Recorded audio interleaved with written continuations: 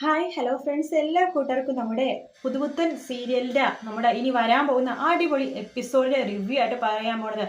അങ്ങനെ ഇന്നത്തെ എപ്പിസോഡിൽ വലിയ കാര്യമായിട്ടൊന്നും കാണിക്കില്ല. ഇന്നത്തെ എപ്പിസോഡ് ജസ്റ്റ് ഒന്ന് പെട്ടെന്ന് പറഞ്ഞു പോകാം. ഇന്നത്തെ എപ്പിസോഡ് വേറെ ഒന്നല്ല, ലച്ചുവിനെയും കൂട്ടിക്കൊണ്ട് നമ്മുടെ അമ്മയിലെ കോളേജിലേക്ക് പോകാം. അപ്പോൾ ലച്ചുവിനോട് പറയുന്നുണ്ട്, നീ ഇങ്ങനെ ബുദ്ധിമുട്ടി കോളേജിലേക്ക് വീട്ടിലെ പണിയൊന്നും എടുത്തിട്ട് കോളേജിൽ പോകേണ്ട കാര്യമില്ല, നീ വീട്ടിലെ പണിയൊന്നും എടുക്കാൻ നിൽക്കരുത് എന്ന് പറയുമ്പോഴേക്കും അത് അപർണയെടുത്ത് പറഞ്ഞപ്പോൾ അപർണ അങ്ങനെ പലതും പറയും. നീ ആ പണിയൊന്നും എടുക്കാൻ നിൽക്കണ്ട, ഞാൻ പറഞ്ഞത് കേട്ടല്ലോ, ഒരു പണി നീ ചെയ്യരുത്, ഇതൊക്കെ അപർണയുടെ കളിയാണ്. അവിടുത്തെ പണി ഒരിക്കലും തീരാത്ത പണിയാണ്, രാവിലെ തുടങ്ങി രാത്രി വരെ പണിയോട് പണിയാണ്. അതൊക്കെ തീർത്തിട്ട് നീ എപ്പോൾ കോളേജിൽ പോകാനാ, എപ്പോൾ പഠിക്കാനാ? അതുകൊണ്ട് കോളേജിൽ പോകണമെന്ന് നിനക്ക് ആഗ്രഹം ഉണ്ടെങ്കിൽ നീ വീട്ടിലെ പണി എടുക്കരുത്. പിന്നെ ഞാനൊരു കാര്യം തീരുമാനിച്ചിട്ടുണ്ട് എന്ന് അമൽ പറയുമ്പോൾ ലച്ചു ചോദിക്കുന്നുണ്ട്, അതെന്താ അമലേട്ടാ? അത് വേറൊന്നുമല്ല, നീ കോളേജിനടുത്തുള്ള ഏതെങ്കിലും ഹോസ്റ്റലിൽ കണ്ടുപിടിച്ചിട്ട് അവിടേക്ക് ആക്കാമെന്ന് തീരുമാനിച്ചു. അയ്യോ വേണ്ട അമലേട്ടാ, അതങ്ങനെ ആക്കിക്കഴിഞ്ഞാൽ ഇപ്പോൾ നമ്മുടെ ജാനകിയെടുത്തിയൊക്കെ ഇനി പണിയൊക്കെ ചെയ്യുന്നുണ്ടാവും. അപ്പോൾ ജാനകിയെടുത്ത് പണിയെടുത്ത് കുഴഞ്ഞു പോകും. ഞാനും ഉണ്ടെങ്കിൽ ജാനകിയെടുത്തേക്ക് ഒരു ഹെൽപ്പ് ആവുമല്ലോ പറയണം. എന്തായാലും അപർണയെടുത്ത് അടുക്കളയിൽ കയറാൻ പോകണമെന്നില്ല, അതുകൊണ്ട് എന്നെ ഹോസ്റ്റലിൽ നിർത്തണം, എനിക്ക് വീട്ടിൽ നിൽക്കണമെന്നാണ് ഇഷ്ടമെന്ന് പറയാണ്. അങ്ങനെ പഠിക്കണ കോച്ചിങ് സെൻറ്റർ എത്തുമ്പോഴേക്കും ലച്ചു പറയുന്നുണ്ട്, ആ അമലേട്ട അതെ ഇതാണ് കോച്ചിങ് സെൻറ്റർ, ശരി നീ ഇറങ്ങി എന്നാൽ ശരി പോയിട്ട് വാ, പിന്നെ വരുമ്പോൾ നീ എങ്ങനെയാണ് വരുന്നത്, ഇവിടുത്തെ ബസ് ഉണ്ടെന്ന് പറയണം. വേണ്ട നീ ബസ് ഉണ്ടെന്ന് പറയണ്ട, ഓട്ടോ പിടിച്ചിട്ട് വന്നാൽ മതി എന്ന് പറഞ്ഞാൽ പൈസ കൊടുക്കുമ്പോൾ വേണ്ട എൻ്റെ പൈസ ഉണ്ട്, വേണ്ട ഇത് പിടിച്ചെന്ന് പറഞ്ഞിട്ട് നിർബന്ധപൂർവ്വം അമല് പൈസ കൊടുക്കാട്ടോ. അപ്പോൾ ഇതൊക്കെ കണ്ടുകൊണ്ട് നമ്മുടെ വിനായകൻ കുറച്ച് അകന്നിരിക്കേണ്ട, ആഹാ ലച്ചു പഠിക്കുന്നത് ഇവിടെയാണല്ലേ എന്ന രീതിയിൽ വിനായകൻ ആ കാഴ്ച കണ്ടിട്ട് അവിടെ നിന്ന് പോവുകയാണ് ചെയ്യണത്. അങ്ങനെ നമ്മുടെ അമൽ പറയേണ്ടി വന്നാൽ ഓട്ടോ പിടിച്ചിട്ട് വേണം വരാനായിട്ട്, ഓട്ടോയിൽ കയറുമ്പോൾ തന്നെ എനിക്ക് മെസ്സേജ് അയക്കണം, വിളിക്കണം എന്നൊക്കെ പറഞ്ഞിട്ട് അമൽ അവിടെ നിന്ന് പോവുകയാണ്. അമലിന് നമ്മുടെ ലച്ചു നോക്കിയിട്ട് ഒന്ന് ചിരിക്കുന്നുണ്ട് കേട്ടോ. ലച്ചുവൊക്കെ ചെറിയൊരു മനസ്സും ഒന്ന് ചെറു ചാഞ്ചാട്ടം തുടങ്ങിയ ഒരു സംശയം എന്നിട്ട് എപ്പിസോഡ് കാണുമ്പോൾ. അതിനുശേഷമാണെന്നുണ്ടെങ്കിൽ നമ്മുടെ എന്താണ് അജയ് ആണെന്നുണ്ടെങ്കിൽ എങ്ങനെയെങ്കിലൊക്കെ നമ്മുടെ അഭിനെ കൊണ്ടിട്ട് ആ റിസോർട്ട് അതായത് വിലക്ക് കൊടുക്കണം, അതായത് വിൽക്കണം, ആ ഒരു രീതിയിൽ പറയണേ. അഭിയേട്ടൻ എന്നോട് ക്ഷമിക്കണം, ഞാൻ അപ്പത്തെ ആ ഒരു സാഹചര്യത്തിൽ വികാരത്തിനെ പുറത്ത് ചെയ്തു പോയതാണ്, അഭിയേട്ടൻ എന്നോട് ക്ഷമിക്കണം എന്നൊക്കെ പറയുമ്പോൾ എടാ എനിക്കങ്ങനെ കുഴപ്പമൊന്നുമില്ല, എനിക്ക് സ്വത്തുക്കളും കാര്യങ്ങളൊന്നും വേണ്ടടാ, നമ്മളെല്ലാവരും ഇവിടെ നിൽക്കണം, എല്ലാവരും ചിഹ്ന ഭിന്നമായിട്ട് പോണത് എനിക്ക് സഹിക്കാൻ പറ്റില്ല, എനിക്കത് മനസ്സിലായ അഭിയേട്ട എന്ന് പറയണം. അപ്പോൾ അഭി പറയേണ്ടത് അച്ഛനെ കൊണ്ട് സമ്മതിപ്പിച്ചിട്ട് ആ റിസോർട്ട് ഞാൻ എന്തായാലും എൻ്റെ പേരിൽ എഴുതാൻ സമ്മതിക്കണം എന്ന് പറയുമ്പോഴേക്കും അത് മതിയെന്ന് അമൽ നമ്മുടെ അജയ് പറയാം കേട്ടോ.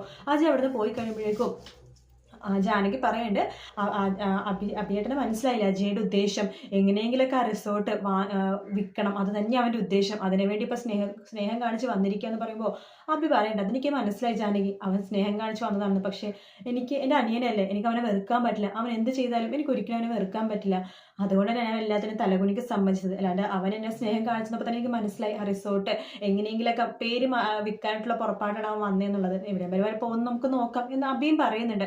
അഭിക്കാണെങ്കിൽ അജയനെ ഭയങ്കര ഇഷ്ടമാണ് കേട്ടോ. അതിനുശേഷമാണെങ്കിൽ നമ്മുടെ എന്താണ് നമ്മുടെ അജയ് ആണെന്നുണ്ടെങ്കിൽ ഇങ്ങനെയൊക്കെ അത് വിപ്പിച്ചിട്ട് വന്നോ എന്നുള്ള ഉദ്ദേശത്തിൽ ഇങ്ങനെ നിൽക്കുവാണ്. ആ സമയത്ത് അമൃതയാണെന്നുണ്ടെങ്കിൽ വക്കീലെ പോയി കണ്ടിട്ട് പറയുന്നുണ്ട്, എന്തായാലും ഈ ഡിവോഴ്സ് കേസ് നമുക്ക് നിർത്താം, ശരണിൻ്റെ കൂടെ പോകാൻ നമ്മൾ വക്കീൽ പറയുന്നത് വളരെ നല്ല തീരുമാനം, ശരൺ നല്ലൊരു വ്യക്തിയാണ്, നിന്നെ ഒരുപാട് സ്നേഹിക്കുന്നുണ്ടെന്നൊക്കെ പറയുകയാണ്. ശരി ഞാൻ ശരണിൻ്റെ കൂടെ തന്നെ പോകാനാണ് ഉദ്ദേശിച്ചേക്കണമെന്ന് അമൃത പറയുന്നുണ്ട്. അതിനുശേഷം അമൃത അവിടെ നിന്ന് ഇറങ്ങിയിട്ട് നേരെ വീട്ടിലേക്ക് വരുമ്പോഴേക്കും അജയ് സന്തോഷത്തോടു കൂടി തന്നെ പോകണമാണ് കാണുന്നത്. അപ്പം ചോദിക്കണ്ട്, നീ എവിടേക്ക് പോകാൻ ചോദിക്കുമ്പോൾ ഞാനൊരു ബിസിനസ് തുടങ്ങാൻ പോവാ, നിന്റെ കാര്യം ഞാൻ അഭിയേട്ടനോട് പറഞ്ഞിട്ടുണ്ട് കേട്ടോ, ആ മൂന്നാറിലെ റിസോർട്ട് വിൽക്കുവാണെങ്കിൽ നമുക്ക് ഷെയർ എടുക്കാടി, നീ ഒന്നും കൊണ്ട് പേടിക്കണം, ഞാനൊരു ബിസിനസ് തുടങ്ങാൻ പോവാ. ബിസിനസ് ഒറ്റയ്ക്കാണ് തുടങ്ങേണ്ടത് അതോ ഫ്രണ്ട് ആരെങ്കിലും ഉണ്ടോ എന്ന് ചോദിക്കുമ്പോൾ ഒരു പാർട്ട്ണർ ഉണ്ട് എന്ന് അജയ് പറയാണ്. അവിടെ എടുത്ത വായിക്ക് ചോദിക്കേണ്ടത്, അത് ആ പാർട്ട്ണർ എന്ന് പറയുന്നത് ഹണി റോസ് ആണെന്ന് ചോദിക്കുമ്പോൾ അജയ് ആകെ ഞെട്ടിപ്പോകുന്നിടത്താണ് ഇന്നത്തെ എപ്പിസോഡ് തീരുന്നത്. എപ്പിസോഡ് ഇത്രേ ഉണ്ടായുള്ളൂ, ഇതന്നെ കുറച്ച് അങ്ങോട്ടും ഇങ്ങോട്ടൊക്കെ എന്താണ് ഡയലോഗൊക്കെ നീട്ടിയിട്ടാണ് അങ്ങനെ കുറച്ച് കൂടുതലായിട്ട് നമുക്ക് തോന്നുന്നത്. എന്തായാലും ഇനി പറയാൻ പോകുന്നതിന് വരാൻ പോകുന്നൊരു ഭാഗമാണ്. അങ്ങനെ കുറച്ച് നാളുകൾ കഴിയുമ്പോഴേക്കും ഇത് ഞാൻ പറയണത് നമ്മുടെ ഇതിലെ ഭാഗമാണ്, തമിഴിലെ ഭാഗമാണ് ഞാൻ പറയുന്നത്, തമിഴിൽ ഇപ്പം നടന്നുകൊണ്ടിരിക്കുന്ന ഭാഗമാണ് ഞാൻ പറയുന്നത്. അങ്ങനെ തമ്പിയുടെ ഒരു റിസോർട്ടിൽ എല്ലാവർക്കും വേണ്ടി ഒരു ഫാമിലി ഗെറ്റ് ടുഗദർ വെക്കുന്നുണ്ട് തമ്പി. അപ്പോൾ എല്ലാവരും വരുന്നുണ്ട്. അങ്ങനെ വരുമ്പോഴേക്കും കുറച്ച് മദ്യവും കാര്യങ്ങളൊക്കെ ഉണ്ട്. അപ്പോൾ ആ റിസോർട്ടിൽ വേറെ ആൾക്കാരൊക്കെ വരുന്നുണ്ട്, അതായത് ഇവർ ക്ഷണിക്കാത്ത ആൾക്കാർ റിസോർട്ടിൽ ഉണ്ടാവുമല്ലോ. അപ്പോൾ ഇവർ നമ്മുടെ അപർണേനെയും അതുപോലെ തന്നെ നിരഞ്ജനേനെയും ജാനകിനെ കാണുമ്പോൾ അവിടെ വന്ന പയ്യന്മാരൊക്കെ ഇവരെ തന്നെ ഇങ്ങനെ നോക്കിക്കൊണ്ടിരിക്കട്ടെ. കൂടുതൽ നോക്കുന്നത് നിരഞ്ജനാണ് ഈ പയ്യന്മാർ നോക്കുന്നത്. അപ്പോൾ അതിലൊരു പയ്യൻ പറയണ്ട, ആ പെണ്ണിനെ നോക്കിയിട്ട് എന്തൊരു സൂപ്പർ പെണ്ണാണല്ലേ, ഇങ്ങനത്തെ ഒരു പെണ്ണിൻ്റെ കൂടെ ഒരു ദിവസം നിൽക്കാൻ പറ്റിയ അത് തന്നെ സ്വർഗം എന്നൊക്കെ പറയണം. അങ്ങനെ നിരഞ്ജനെ തന്നെ നോക്കിക്കൊണ്ടിരിക്കട്ടോ. നിരഞ്ജനക്ക് എങ്ങനെയെങ്കിലും സ്വന്തമാക്കണം, അത് മാത്രം ആ പയ്യൻ്റെ ഉദ്ദേശം. ആ പയ്യന് വലിയ വീട്ടിലൊരു പയ്യനാണ് കേട്ടോ, കല്യാണം കഴിയാത്തൊരു പയ്യനാണ്. ആ പയ്യൻ മാത്രമല്ല 2-3 പയ്യന്മാരും ഉണ്ട്. അപ്പോൾ ഈ പയ്യൻ പറയും, എനിക്ക് അവളെ വേണം എന്ന് പറയാണ്. അതൊക്കെ നമുക്ക് സെറ്റാക്കാൻ വഴിയാ എന്ന് കൂടെയുള്ള പയ്യന്മാർ പറയണ്ട.